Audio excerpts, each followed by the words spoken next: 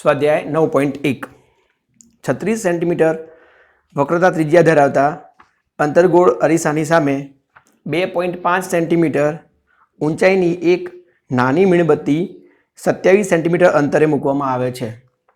મીણબત્તીનું સ્પષ્ટ પ્રતિબિંબ મેળવવા માટે પડદાને અરીસાથી કેટલા અંતરે મૂકવો જોઈએ? પ્રતિબિંબનો પ્રકાર અને ઊંચાઈ પણ જણાવો. જો મીણબત્તીને અરીસાની નજીક ખસેડવામાં આવે તો પડદાને કેવી રીતે ખસેડવો પડે? અહીં આપણને અંતર્ગોળ અરીસો આપેલો છે.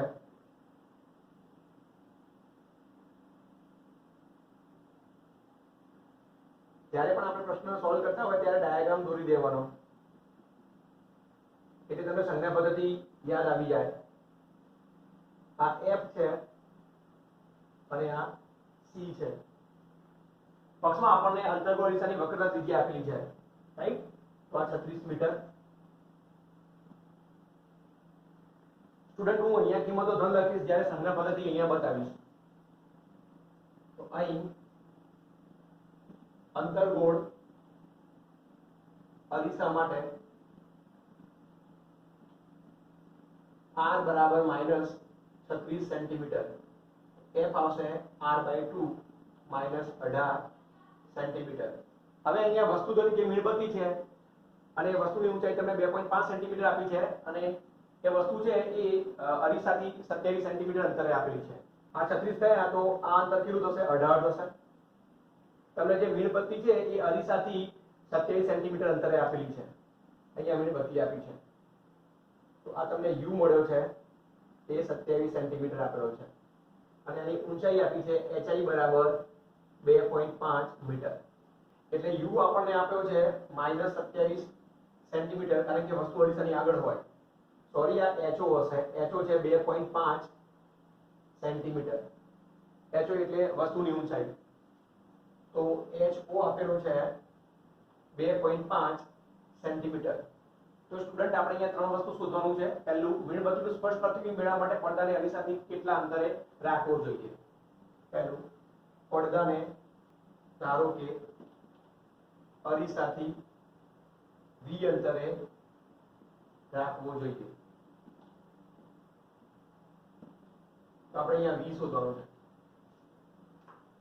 તો સ્ટુડન્ટ તમને v વિશે તો આઈડિયા આવી જશે. v ની કિંમત ઋણ આવશે. કેમ ઋણ આવશે? કારણ કે જે વસ્તુ છે એ c અને તો પ્રતિબિંબ ક્યાં આવવાનું? c થી દૂર આવવાનું. એ પણ કહી શકાય કે v ની કિંમત 36 કરતા વધારે આવશે. તો સૌથી પહેલા આપણે પહેલા પ્રશ્નનો જવાબ મેળવી લઈએ. હવે અરીસાના સૂત્ર 1/u + 1/v = 1/f પરથી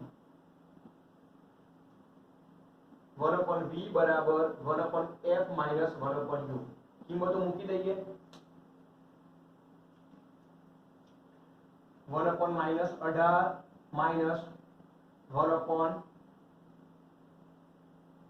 -1/-27 તો આવ્યું -1/18 + 1/27 તો આવ્યું -27 + 18/18 ગુણાકારમાં 27.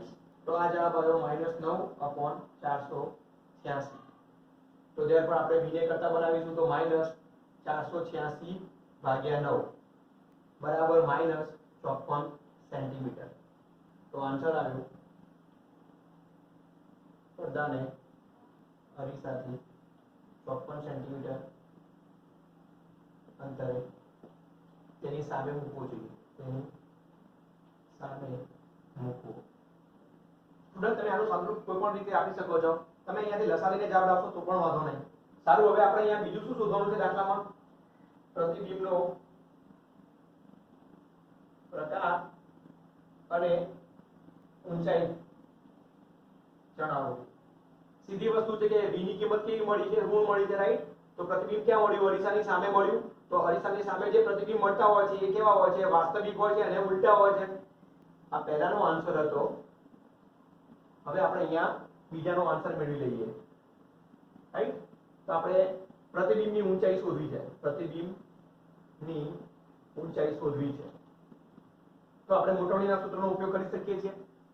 મોટવણી m બરાબર -v/u -54/18 ભાગ્યા u.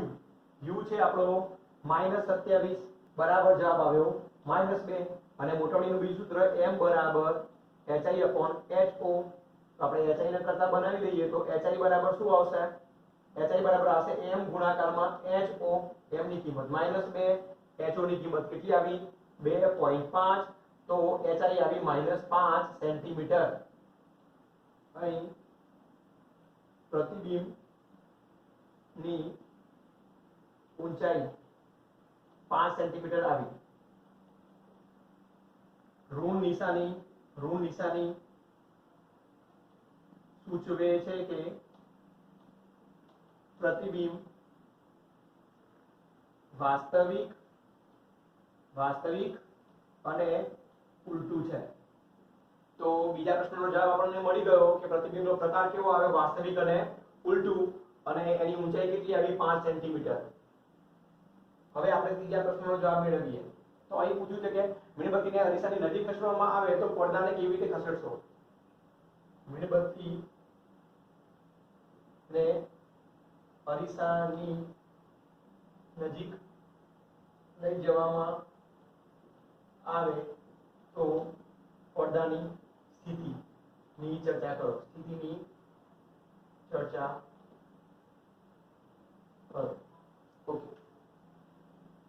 હવે સ્ટુડન્ટ આપણે ત્રીજા પ્રશ્નની વાત કરીએ કે જેની અંદર મીણબત્તીને અરીસાની નજીક લઈ જવામાં આવે તો પડદાની સ્થિતિની ચર્ચા કરવાની છે. તો અત્યાર સુધી દાખલામાં આપણે કેટલી વસ્તુ ભણ્યા એક વખત દેખી લઈએ, રાઈટ? તો સૌથી પહેલા તમને એક અંતર્ગોળ હિસ્સો આપ્યો હતો, એની વક્રતા ત્રિજ્યા 36 સેન્ટીમીટર આપી હતી. તો તમારે પ્રતિબિંબ શોધવાનો હતો. તો આનું પ્રતિબિંબ તમને 54 સેન્ટીમીટર અંતરે મળ્યું. કારણ કે વસ્તુ C અને F વચ્ચે છે તો પ્રતિબિંબ તમને ક્યાં મળ્યું? C થી દૂર મળ્યું. અને પ્રતિબિંબ કેવું મળ્યું? વાસ્તવિક અને ઉલટું મળ્યું. અને વસ્તુની ઊંચાઈ 2.5 સેન્ટીમીટર છે તથા મોટાવડી 2 મળી તો પ્રતિબિંબની ઊંચાઈ કેટલી મળી? 5 સેન્ટીમીટર મળી. દેખો હવે અહીંયા ત્રીજા પ્રશ્નમાં એવું પૂછવામાં આવ્યું છે કે મીણબત્તીને અરીસાની નજીક લઈ જઈએ તો જોઈ લો અહીંયા જે મીણબત્તી છે એ અરીસાથી 27 સેન્ટીમીટર અંતરે છે. 27 સેન્ટીમીટર અંતરે છે. તો આપણે આ મીણબત્તીને અરીસાની નજીક લઈ જઈશું તો મતલબ સૌથી પહેલા આપણે મીણબત્તીને F ની નજીક લઈ જઈએ તો શું થશે? પ્રતિબિંબ C થી દૂર જતું જશે. તો પછી પ્રતિબિંબને મેળવવા માટે આપણે પડદાને પણ C થી દૂર લઈ જવું પડે.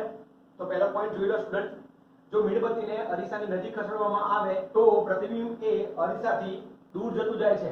આથી પડદાને પણ અરીસાથી દૂર ખસેડવો પડે. મેથેમેટિકલી કહીએ કે u tends to f implies v tends to infinity.